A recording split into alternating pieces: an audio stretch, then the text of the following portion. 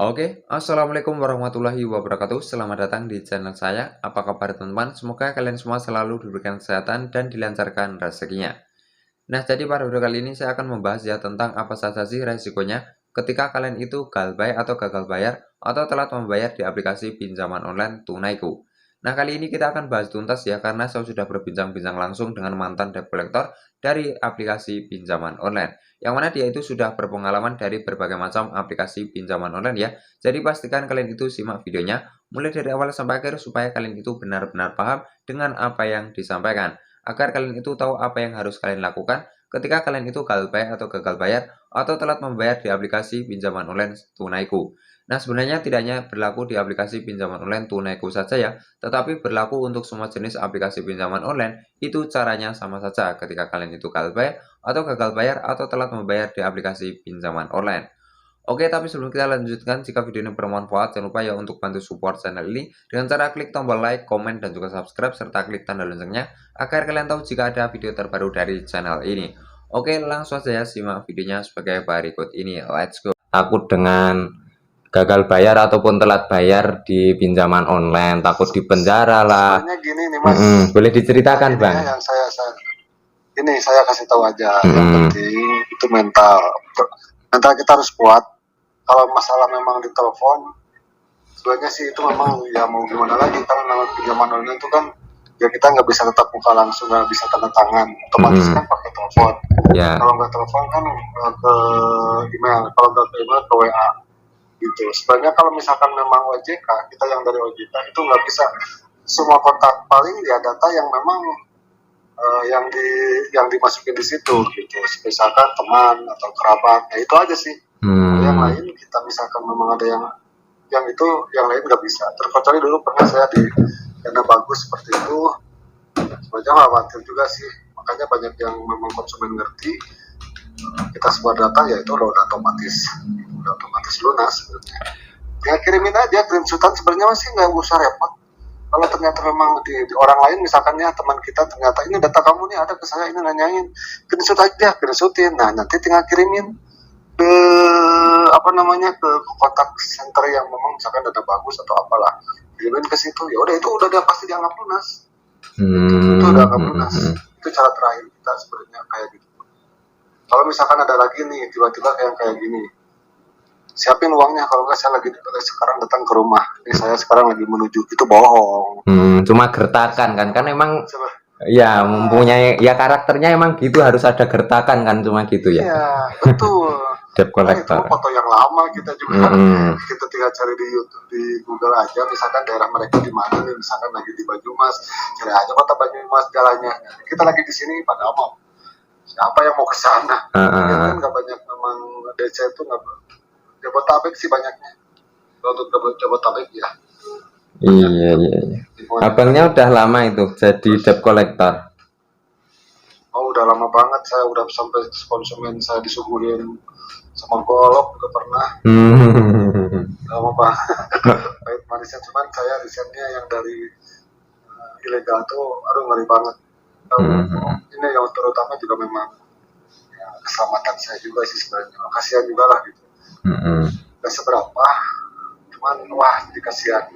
Sebenarnya sih kita mah nggak ngelihat, kalau misalkan pinjamannya dari 1 juta ke atas, nah baru kita kejar. Kalau 1 juta ke bawah malah itu repot-repot, sampai kalau misalkan sampai mau pengadilan gini nggak mau. Ada itu habis uang kitanya juga. Lah iya kan, habis bang duit, nggak mudah kan ngurus ke pengadilan juga. Nggak mungkin, nggak mungkin. Nggak ada kan. Sekarang kita ada cara lain Mas.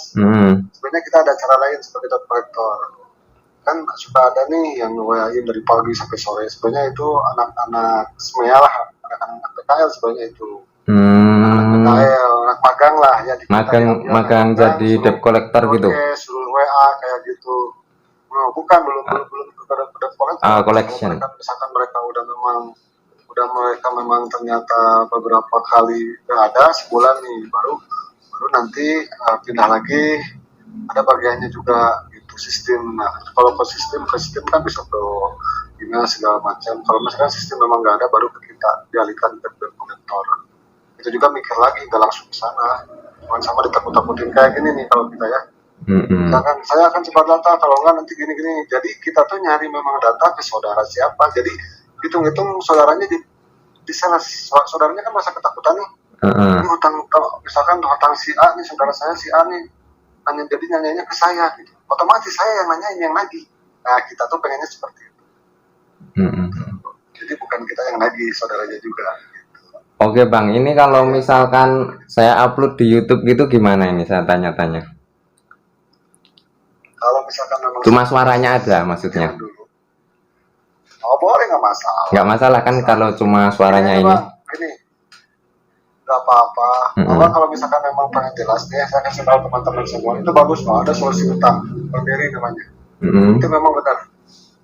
Di YouTube tuh ada solusi utang ya. Itu sama juga dia. Dia udah memang udah kesal banget sama namanya pinjaman online. Jadi kita tuh sebenarnya gini ya, banyak orang yang memang mentalnya keganggu nih, ada yang sampai bunuh diri atau apalah gara-gara pinjaman kayak gini. Sebenarnya nggak usah kayak gitu. Ya kalau bisa sih yang namanya hutang harus dibayar. Iya, memang kan yang namanya hutang memang harus dibayar. Tuh, cuman kalau misalkan mau bayar pun kitanya daripada nanti riba. Ini aja sebenarnya bisa sih, bisa. Saya mau bayar, tapi saya yang dimakan sama saya. Misalkan minjem 2 juta aja. Pokoknya gitu ya maksudnya, bayar pokoknya ya. Udah, transferin aja. Ya, udah aja, nggak usah yang lain-lain. Screenshot aja, udah. Itu. Nggak usah yang lain-lain. Kalau misalkan memang ternyata kita mampunya, saya mampunya tinggal gini aja. Saya mau bayar pinjaman saya yang 2 juta. Tapi saya mampunya untuk cicil sebulan misalkan 500.000 4 kali. Ya udah bisa gini-gini, ya nggak apa-apa, biarin dia bilang nggak bisa juga. Kalau misalkan kitanya ya memang berpikir atau saat atau gimana gitu, balik lagi ke diri masing-masing lah, ya bayar aja ya gitu sih. Pokoknya jangan sampai berpikir gini aja, jangan sampai berpikir kita tuh aduh dalam keseharian kita malam nggak bisa tidur, bangun tidur malah lebih parah mikirin utang kayak gitu. Hidup mau dimanain, gak akan lama itu tuh mau bawa apa gitu, udah kebaikan aja gitu. Makanya saya bilang tadi di atas, kalau memang kebutuhan kita memang tidak cukup, kita masih bisa kepinjol, ya sudah kepinjol, ambil dulu aja gitu. Kalau misalkan memang kita mampu untuk bayar, ya bayar. Tapi kitanya harus kuat mental dulu. Kalau nggak kuat mental mah jangan. Karena kan kebanyakan yang telat bayar atau galbah itu kan mentalnya kan pada kena, takut didatangi debt collector, takut diteror kan seperti itu. Nah, takut nanti kontaknya dihubungi. Tapi kan untuk yang aplikasi pinjaman online OJK kan harusnya nggak memiliki akses ke kontak ya? Nggak ada. Ya, nggak ada ya. Nggak bisa, itu nggak bisa. Nggak ada.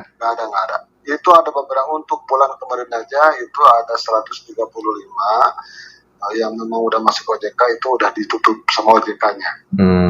Ditutup karena memang ada beberapa yang masih nakal dan di dalamnya tuh masih beranak tau nggak? Kayak koperasi lagi. Kalau kita misalkan buka nih kayak aplikasi yang lain, misalkan kita nggak di ACC, di dalamnya ada lagi gitu ya. Karena di dalamnya tuh jadi 7 hari. Itu yang kalau dari OJK itu harus minimal 3 bulan. Oke, jadi ini abangnya mantan dari debt collector aplikasi apa saja, Bang? Kalau saya sih sebenarnya yang dari yang pertama itu dan bagus, terus dari pinjaman sekejap. Sekejap kita tuh sekarang udah nggak ada di Play Store, tapi masih bisa untuk ngambil di Chrome, Google, terakhir di Kredipo. 7 aplikasi saya. Kalau aku laku saya enggak. Aku itu memang ya seperti Kredipo juga, tapi memang sih caranya pun mereka sopan lah sama gitu ya, karena memang udah OJK sangat berhati-hati juga. Kalau pokoknya yang memang rajin tuh aku laku, Kredipo itu rajin. Kalau kita memang udah nggak bayar, tapi selama memang 90 hari kalau memang kita nggak bisa, ya sudah. Dan lagi berarti orang ini udah nggak bisa. Tapi ya nggak mau ya data kita diserahin nanti ke sana gitu. Oke, jadi itu, biasanya abang sebagai mantan, ini kan sebagai mantan debt collector ya. Nah, biasanya ketika telat membayar itu didatangi debt collector itu setelah berapa minggu atau berapa bulan, Bang? Atau berapa hari? Kalau misalkan memang, jadi gini, untuk yang di mana nih, Kredipo aja ya? Ya, Ya di kredivo juga nggak apa-apa. Kalau di aplikasi lain kan ilegal mah beda lagi. Ilegal mah memang sebulan juga datang. Kalau yang di memang kredivo itu sebenarnya dari awal pun nanti kan biasa ada telepon, nggak SMS dulu nih, telepon. SMS hanya mengingatkan. Telepon kalau memang sudah nggak bisa dihubungi, misalkan memang ini pakai SMS, bisa langsung juga ke WA. Nah, kalau misalkan setelah itu nanti ada surat ke email, data Anda sudah dialihkan ke lapangan. Itu kita tuh nunggu dulu seminggu. Kita tuh yang WA dulu sama konsumennya. Pak atau Bu, selamat siang, saya dari Kredivo. Gimana nih Pak, Bu? Misalkan ya udah ada uangnya belum? Itu kalau bisa bayarkan sekarang ya Pak. Oh, saya belum bisa. Oh, jadi kapan misalkan? Kalau dia misalkan, oh ya udah saya misalkan minggu depan ya, kita tulis minggu depan nih. Kita tanya lagi, Pak Bu gimana? Udah siap belum? Sekalian nih saya mau ke sana aja pengambilan uangnya. Nah gitu kan? Pasti si konsumen pun merasa, aduh mau datang nih ngambil uang gitu kan.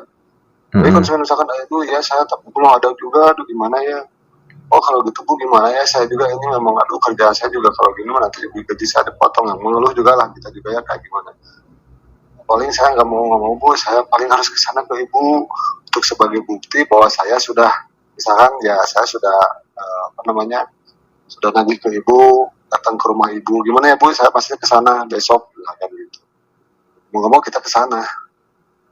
Ya kalau kita ngomong udah ke sana dengan udah ada waktu kan pasti si ibunya juga setidaknya nyiapin uang lah. Oh nanti besok ada yang kesini nih. Daripada gimana. Tapi kalau misalkan memang imbasnya memang nggak ada si ibu ya kita foto bareng sama dia. Yang penting kita ada laporan ke kantor gitu. Gitu. Kalau misalkan memang ternyata saya nggak bisa nih ya dalam seminggu, nanti ada teman yang lain lagi coba lagi sama mereka, dia lagi orang 3 kali ya sudah udah nggak bisa. Gitu ya. Itu dari mau udah 2 bulan lah, udah 2 bulan lebihan, mau 3 bulan aja mau 90 harian gitu. Terakhir mau ke OJK. Oke, jadi berarti kalau misalkan debt collector datang itu nggak perlu takut ya harusnya. Nggak perlu takut. Nggak usah takut. Sebenarnya gini aja nih, kita pun nggak boleh nanyain sampai ke tetangga misalkan gini, Bu, rumah ini kemana ya Bu? Misalkan, oh lagi nggak ada, Bapak dari mana? Nggak, saya Bu ini dari ini mau konfirmasi aja Bu. Kita nggak boleh mau nagih hutang, nggak boleh. Misalkan si Bapak ini punya hutang Bu, tolong ya Bu bilangin, wah itu udah nggak bisa. Karena kan itu udah menyalahi aturan kan harusnya. Ya, nyalahin aturan itu. Iya. Nyalahin aturan. Kalaupun gini aja Mas, yang penting, kalaupun misalkan memang ada yang seperti itu, sampai misalkan saya mau lapor nih sama RT, kepala desa, atau nanti ada harta yang di sana saya ambil. Kalau ngomong sampai gitu, kirain aja videoin. Datang aja ke OJK, udah langsung ditutup, udah lunas hutangnya. Gitu. Malah kita yang disalahin, dikeluarin. Saya dulu pernah kayak gitu, makanya dari sekejap saya dikeluarin. Karena memang saya awalnya kasar kayak gitu. Karena memang ada yang melapor ke OJK. Kita juga sangat hati-hati sebenarnya gitu untuk masalah itu. Intinya sih mental pasti kena, tapi ya sebenarnya sih kalau di penjara kan takut ada yang tanya juga gimana kalau di penjara kan sesuai dengan undang-undang kan nggak ada ya, nggak bisa ya. Nggak bisa, nggak ada. Ada yang sampai kayak gitu. Pikir lagi kita juga mau utangnya berapa sampai kayak gitu, wah repot. Paling ya mau nggak mau ya paling ya diserahin OJK aja sih. Ya mungkin dia masalah nggak bisa ngambil uang, nggak bisa pinjaman kemana-mana, itu aja sih. Jadi kesimpulannya gini ya Bang, misalkan ada yang telat bayar ataupun gagal bayar nggak bisa bayar, misalkan lewat dari 90 hari berarti hutang dianggap lunas tetapi masuk blacklist OJK, masuk pay checking ya, daftar hitam ya. Betul. Oke. Yang gini aja sih untuk mental ya, sebenarnya kan si konsumen mentalnya kena. Kalau misalkan nggak mau memang kena mentalnya, Ya kalau mau ada telepon ya sudah jangan diangkat, WA jangan dibalas, hapus aja, kecuali kalau kita memang udah siap ada uang ya baru kita nego. Oke. Kalau misalkan memang sangat benar-benar terus terpengaruh ya sudah ganti aja nomornya, udah tenang, urusan beres. Saya lagi nggak usah takut misalkan si data gimana, enggak lah. Sekarang apalagi sangat hati-hati, jangan takut aja sih. Yang sebenarnya yang ya apa ya yang dikhawatirkan ya itu sih mental pasti. Mental. Kalau udah kena udah. Itu aja sih paling. Oke, tapi buat mungkin itu aja dulu ya, saya mau asar dulu nih. Oke, baik Mas. Terima kasih ya Mas untuk infonya. Ini saya izin upload ke YouTube ya, semoga bisa mengedukasi banyak orang. Nama YouTube-nya apa nanti tulisin aja ya. Oke, siap Bang. Terima kasih. Assalamualaikum. Oke, siap. Ayo, siap. Waalaikumsalam warahmatullahi. Oke, jadi seperti itu ya teman untuk perbincangan saya dengan mantan debt collector. Sebagaimana untuk kesimpulannya, buat teman-teman yang mungkin telat membayar atau gagal bayar, tidak bisa membayar di aplikasi pinjaman online manapun, kalian itu tidak perlu takut teman-teman. Ya, jadi kalian tidak perlu takut. Yang terpenting kalian itu tahu aturannya seperti apa, sebagaimana telah diatur ya dalam Undang-Undang Nomor 39 Tahun 1999, Pasal 19 Ayat 2, sebagaimana telah diatur, tidak seorang pun atas putusan pengadilan boleh dipidana penjara atau kurungan berdasarkan atas alasan ketidakmampuan memenuhi suatu kewajiban dalam perjanjian. Nah, jadi kalian itu tidak akan bisa dipenjara karena tidak mampu atau belum mampu membayar hutang, teman-teman. Jadi seperti itu. Nah, sesuai dengan aturan OJK, sebenarnya ketika sudah melewati 90 hari itu konsumen tidak boleh dikejar-kejar ya, tidak boleh dikejar-kejar dan itu sudah dianggap lunas hutangnya. Nah, tetapi kalian akan masuk ke SLIK OJK, kalian masuk daftar hitam BI Checking, kalian tidak akan bisa pinjam lagi di platform manapun. Tetapi yang namanya hutang harus dibayar ya teman-teman. Nah, ketika kalian itu ingin membayar, kalian cukup bayar pokoknya saja. Kalian hutang berapa? Nah, kalian lunasi pokoknya saja, nggak perlu bayar bunganya. Kalian bisa negosiasi dengan pihak pinjaman online-nya. Jadi seperti itu. Nah, ketika kalian itu diteror, cara mengatasinya bagaimana? Misalkan dihubungi terus.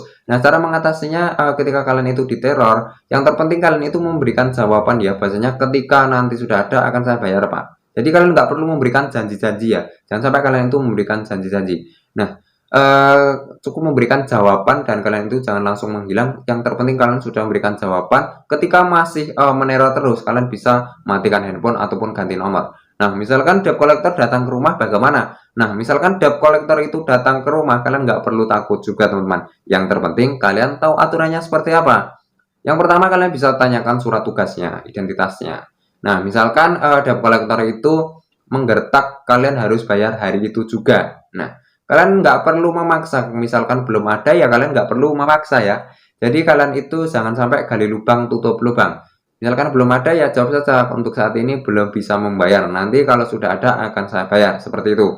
Nah, misalkan kalian itu ingin melunasi pokoknya saja hutangnya, ingin melunasi hutangnya, kalian bayar pokoknya saja ya, nggak perlu bayar bunganya, kalian bisa negosiasi. Kemudian misalkan debt collectornya itu mengancam akan sebar data, itu sudah ada pasalnya juga teman-teman. Kemudian misalkan akan menyita barang, itu juga sudah ada pasalnya juga. Kemudian misalkan bertindak anarkis, itu juga sudah ada pasalnya juga. Misalkan sampai membawa RT lah inilah, nah itu juga sudah ada pasalnya juga. Semua itu sudah menyalahi aturan teman-teman. Kalian bisa videokan saja ketika debt collector tersebut sudah menyalahi aturan, tidak bekerja sesuai dengan SOP. Jadi seperti itu. Nah, untuk teman-teman yang saat ini masih mempunyai pinjaman ya, semoga kalian selalu diberikan kesehatan dan dilancarkan rezekinya, segera terbebas hutangnya, dan kalian segera menjauhlah dari pinjaman yang berbunga ya teman-teman. Jadi kalian menjauhlah dari pinjaman online maupun pinjaman offline yang berbunga. Lebih baik kalian itu pinjam ke saudara yang tanpa bunga. Oke, jadi untuk video kali ini cukup sekian ya, semoga bisa bermanfaat. Kurang lebihnya mohon maaf, terima kasih. Wassalamualaikum warahmatullahi wabarakatuh.